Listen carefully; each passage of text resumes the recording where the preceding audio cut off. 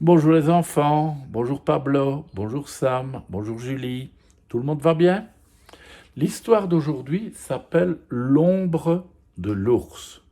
Vous savez bien ce que c'est une ombre, hein? Quand il y a du soleil, vous voyez votre ombre devant ou derrière vous. Eh bien ici, l'ombre de l'ours, elle a quand même l'air terrifiante, non? Victor Petitpois se promenait à l'oreille de la forêt, à la recherche de quelques noisettes ou des dernières mûres. Tout à coup, il se retrouva plongé dans l'obscurité. Une ombre gigantesque lui cachait le soleil. Terrifié, il leva les yeux.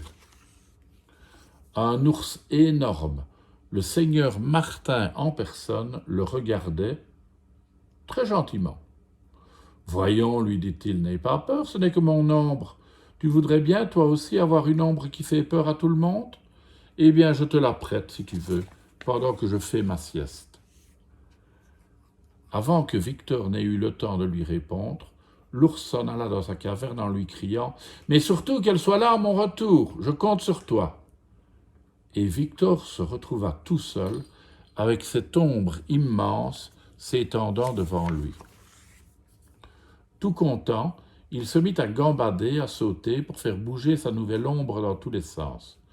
Tous les petits animaux s'enfuyaient, terrorisés, à son approche. Victor s'amusait terriblement. Lui, si petit, qui d'habitude avait peur de tout, à son tour faisait peur à tout le monde. Mais la sorcière voleuse d'ombre était là, cachée derrière un arbre, à le guetter. Depuis toujours, elle cherchait le moment de voler l'ombre à l'ours, pour devenir la sorcière la plus terrible du monde. Mais elle avait peur de l'ours. Aussi, quand elle vit le petit lapin jouer tout seul avec l'ombre, elle se précipita pour la voler et s'enfuit vers sa demeure. Victor eut tout juste le temps de saisir un bout de sa robe et fut entraîné à toute vitesse. Pif! Cria la sorcière devant la porte de sa maison. La porte s'ouvrit toute seule. Paf! Cria-t-elle une fois rentrée, et la porte se referma sur elle et sur Victor. La sorcière, sans voir que Victor était entré à sa suite, alla cacher sa prise. Resté tout seul, le petit lapin essayait de voir quelque chose dans l'obscurité qui l'entourait. Il entendit soudain un drôle de bruit. Croac, croac, croac. Levant la tête, il aperçut une cage dans laquelle une belle corneille était enfermée. Elle l'appela. « Vite, vite, ouvre ma cage ! La sorcière m'a prise pour une ombre à cause de ma couleur et m'a enfermée. » Victor monta sur un tabouret, et tandis qu'il ouvrait la petite porte, une souris apparut et murmura. « Moi aussi la sorcière m'a prise pour une ombre noire sur le gris du soir. » Mais la sorcière revenait.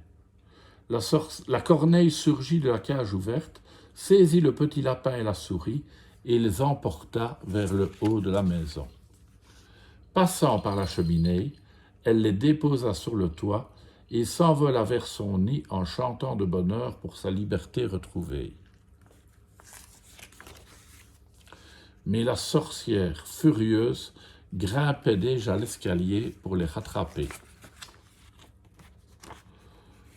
L'ombre de l'ours, se rappela soudain Victor.